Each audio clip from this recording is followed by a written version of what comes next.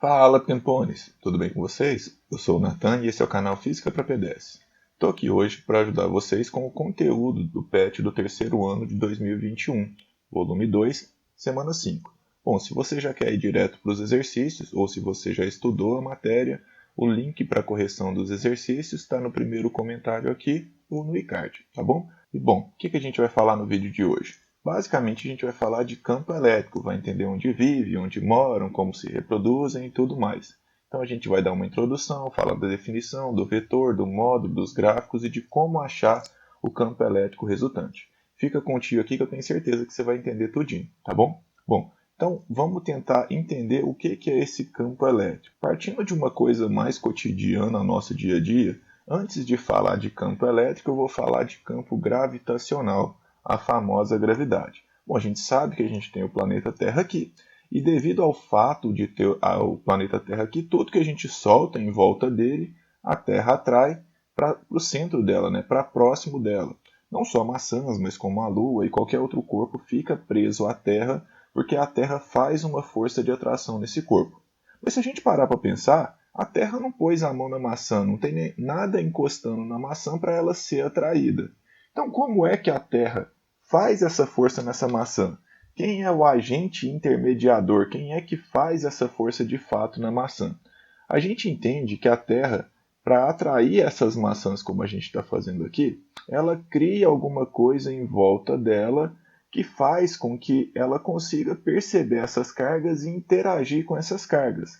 É alguma coisa só próxima à superfície da Terra, porque uma maçã soltada muito, muito longe, ela não seria atraída pela Terra. Então a gente entende que a Terra cria uma propriedade no espaço em volta dela.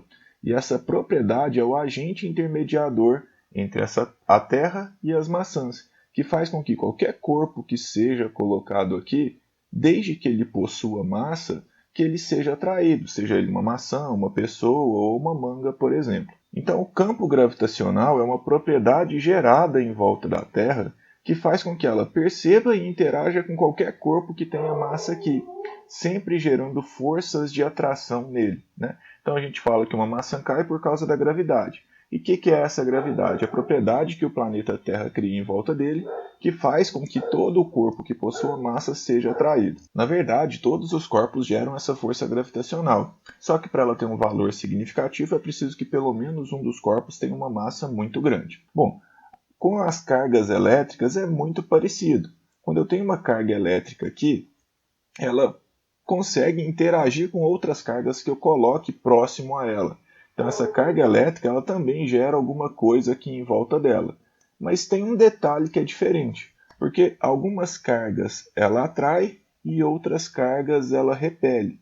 Então apesar de funcionar mais ou menos da mesma maneira, carga elétrica ou campo elétrico não são necessariamente iguais à massa e ao campo gravitacional.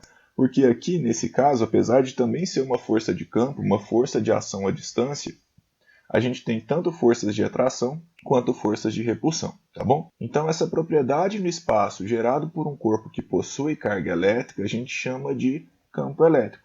E ele é o responsável por fazer com que essa carga enxergue e interaja com qualquer outra carga colocada próximo a ela.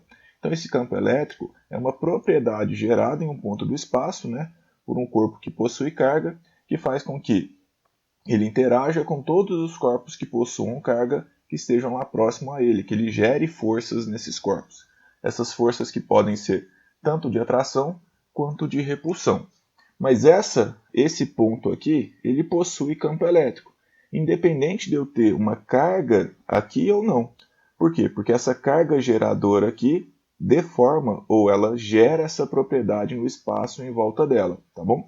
Então, ela só depende da carga geradora, ela não depende da existência de outra carga colocada no ponto, tá bom? E o campo elétrico, como eu já disse, ele é capaz de gerar tanto forças atrativas quanto forças repulsivas. E essa é a principal diferença entre o campo elétrico e o campo gravitacional. Além do fato óbvio, né, que um está relacionado à massa e o outro está relacionado a cargas elétricas. Tranquilo? Eu espero que até aqui você já tenha criado uma imagem mental do campo elétrico. Agora a gente vai entrar um pouquinho mais para a parte prática do negócio. A gente vai definir o campo elétrico. Bom, a gente já sabe que uma carga ela gera alguma coisa no espaço em volta dela, né? E aí, por quê? Porque quando eu coloco uma carga aqui nesse ponto P, aparece uma força de repulsão, supondo que essas duas cargas tenham o mesmo valor, né? E se eu pegasse o valor dessa força e dividisse pelo valor dessa carga, eu ia obter um valor determinado que eu vou chamar de E aqui a princípio. Se eu tirasse essa carga e colocasse uma duas vezes maior, a força que aparece de repulsão também é duas vezes maior. De forma que, se eu divido a força que agora é 2F, duas vezes a força anterior, pela carga que é 2Q, duas vezes a carga anterior, eu obtenho o mesmo resultado. Porque 2F dividido por 2Q, o 2 simplifica com 2, fica F sobre Q, que a gente já tinha chamado de E. O que eu quero concluir com vocês aqui é que, independente de qual carga que eu coloque aqui no ponto P, toda vez que eu divido a força pela carga, eu tenho o mesmo resultado. E esse resultado é que foi definido como campo elétrico. Então, o campo elétrico ele é a razão, ele é a divisão entre a força e a carga. Lembrando que força é vetorial. O que é um vetor? Né? Um vetor é uma coisa que aponta, né? Então, a força ela tem direção e sentido, ela aponta para algum lugar. Quando eu pego um vetor e divido por um número, eu continuo tendo um vetor como resultado.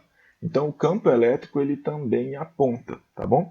E a gente vai ver daqui a pouquinho para onde ele aponta, como a gente vai descobrir para onde ele aponta. Por enquanto, eu só quero que vocês entendam que o campo elétrico ele tem direção e sentido, ele aponta para algum lugar.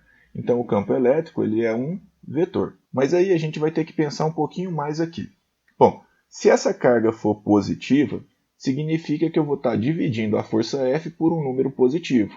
E o resultado disso é que a força e o campo elétrico apontam para o mesmo lado. Mas se a carga for negativa, negativo significa o contrário. Então pensa comigo aqui. Você vai pegar uma força e vai dividir ela por menos 2. Dividir uma força por menos 2 ainda é fazer uma força, né? Ainda é ter um vetor, só que agora com a metade do valor. E esse menos significa o contrário. Então é como se sua mãe falasse assim: ah, menino, ao invés de você empurrar essa cadeira com essa força, empurra com a metade do valor e ao contrário.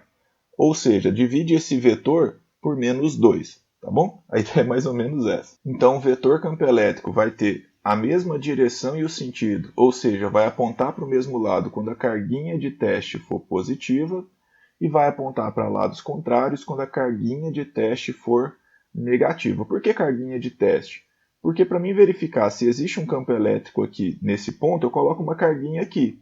Se aparecer uma força, é porque aqui nesse ponto existia um campo elétrico, já que o campo elétrico é a propriedade do espaço de gerar forças em qualquer carga colocada nele. Então, o campo elétrico nesse ponto ele não depende dessa carguinha de teste. É só para verificar a existência desse campo elétrico ou não que eu coloco ela, porque uma vez que eu tenho duas cargas, eu tenho força.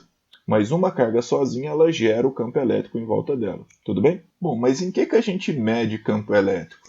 Se o campo elétrico ele é a razão, a divisão entre força e carga, faz sentido que a unidade de campo elétrico, quando a gente coloca dentro dos colchetes aqui significa unidade, que a unidade do campo elétrico seja a unidade de força dividido pela unidade de carga. Ah, e qual que é a unidade de força, Nathan? A unidade de força no sistema internacional é o Newton. E a unidade de carga elétrica no sistema internacional? É o Coulomb. Então, a unidade do campo elétrico é o Newton por Coulomb. Tudo bem? Agora a gente vai falar um pouquinho mais sobre o vetor campo elétrico. A gente já viu que é um vetor, o campo elétrico, né? E que quando a carguinha de teste é positiva, que a força e o campo elétrico apontam para o mesmo lado. Lembram disso? E que quando essa carguinha for negativa,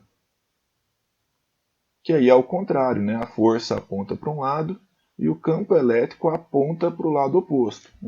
Beleza. Então aqui eu vou colocar uma carga positiva. E quero ver como é o campo elétrico gerado por ela em volta dela. Para isso eu vou colocar algumas carguinhas de teste em volta dela. Colocando a primeira, coloquei uma negativa. Então, como que é a força entre essa carga negativa e essa carga positiva? Cargas de nomes opostos, elas se atraem. Muito bem. A força vai ser de atração. E como essa carga é negativa, o campo elétrico nesse ponto ele vai ser contrário à força. Então, o campo elétrico ele aponta para fora. Aponta no sentido de se repelir. Tá bom? Bom, e aí eu vou colocar uma outra carguinha de teste aqui. Agora positiva. cargas de mesmo nome elas se repelem. Então a força vai ser se afastando, a força vai ser de repulsão. Mas quando a carga é positiva, o campo elétrico ele aponta para o mesmo lado da força, né? Então se o campo elétrico aponta para o mesmo lado da força, ele está para esse lado daqui. Beleza. Vou colocar mais uma carguinha de teste aqui. Agora a força vai ser de atração, porque essa carga é negativa. Mas como essa carga é negativa, o campo elétrico aponta no sentido contrário ao da força. Então o campo elétrico aponta para cá. Mais uma, positiva agora, força de repulsão, vai apontar para cá. Se essa força é de repulsão e a carga é positiva, a gente tem que o campo elétrico aponta para o mesmo lado. Colocando a última carga aqui, eu prometo, eu tenho uma força de atração. Porém, essa carga é negativa, então o campo elétrico é contrário à força. O campo elétrico aponta para cá. Tirando todas essas forças aqui, fica mais fácil a gente ver um padrão. Está vendo que o campo elétrico está sempre apontando para fora da carga positiva? E é essa a conclusão que a gente chega, que o campo elétrico ele é sempre saindo de cargas positivas. Qualquer ponto aqui eu consigo desenhar o campo elétrico gerado por ele saindo da carga positiva. Eu não preciso mais ficar colocando carguinha de teste. Eu já sei que o campo elétrico em cargas positivas é sempre saindo dele, as linhas de campo elétrico. Tudo bem? Bom, pensando aqui numa carga negativa agora e fazendo o teste com as carguinhas de teste, vou colocar uma negativa, então vou ter uma força de repulsão, porque as cargas têm mesmo nome. Força de repulsão, mas como a carguinha de teste é negativa, o campo elétrico é contrário. Então o campo elétrico aponta para cá. Beleza. Vamos colocar mais uma? Carga positiva, força de atração. Como a carga é positiva, a força e o campo apontam para o mesmo lado. Então o campo elétrico ele é para cá. Tá bom? Mais uma, força de repulsão, cargas de mesmo nome. Vai apontar para fora. Como essa carguinha de teste ela é negativa, o campo elétrico vai estar apontando no sentido contrário ao da força. Se a força é para a esquerda, o campo elétrico aqui é mais ou menos para a direita. Tá bom? Colocando uma positiva, força de atração. Como a carga é positiva, campo elétrico para o mesmo lado. E a última agora, prometo de novo, cargas de mesmo nome, a gente vai ter uma força de repulsão. Como essa carga é negativa, o campo elétrico vai apontar no sentido contrário. Tirando essas forças, a gente consegue ver um padrão diferente do da carga positiva. Esses vetores campo elétrico eles estão sempre apontando para dentro da carga negativa. Então a gente fala que o campo elétrico sai de cargas positivas e ele entra em cargas negativas, de forma que aqui eu sei que o campo elétrico em qualquer ponto vai estar sempre apontando para dentro das cargas negativas e para fora das cargas positivas. Então uma carga só ela já é capaz de gerar campo elétrico. Quando eu coloco outras cargas em volta dela, aí esse campo elétrico interage com essa carga, gerando essas forças. Tudo bem? Bom, agora a gente vai falar de qual que é a intensidade desse campo elétrico, de qual que é o módulo desse campo elétrico. Por definição, a gente já viu que o campo elétrico é a força dividido pela carguinha de teste. Beleza. Mas a força ela é dada pela lei de Coulomb, né? E qual que é a lei de Coulomb? Que fala que a força elétrica é igual a constante de Coulomb, né? Vezes uma das cargas, que eu vou chamar de Qzão, vezes a outra carga, que eu vou chamar de Qzim. Na verdade, o módulo dessas cargas, não me interessa muito o sinal aqui, dividido pela distância ao quadrado. Então se a força elétrica é isso, eu posso trocar ela por isso aqui? Isso mesmo, então eu vou fazer isso aqui. Então o campo elétrico vai ser a força, que eu troquei ela pela relação da lei de Coulomb, né? E aqui a carguinha está aqui embaixo dividindo. Agora a gente tem uma divisão de fração. E o que faz com esse bicho? Conserva a primeira, multiplica pelo inverso da segunda. Ué, que não tinha uma segunda não. Tem. Quando não tem divisor é porque o divisor é 1. Então peguei a primeira aqui, que era o Q dividido por D ao quadrado, e multipliquei pelo segundo, que é 1 dividido pelo módulo de Q. Tudo bem?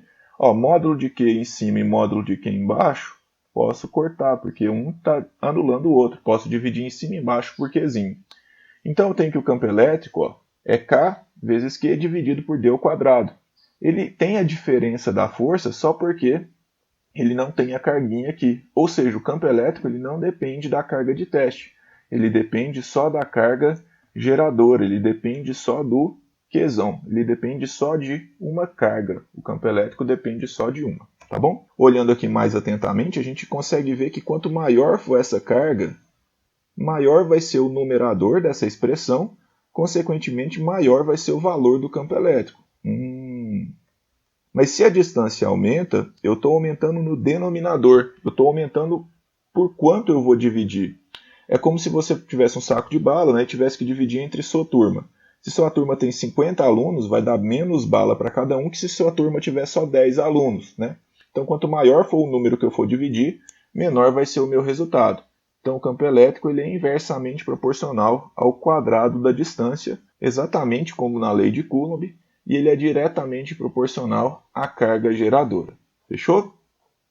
Bom, então agora a gente vai falar dos gráficos. São dois gráficos que são importantes a gente relacionar aqui ao campo elétrico, que é o gráfico da força pela distância e o gráfico da força pela carga geradora.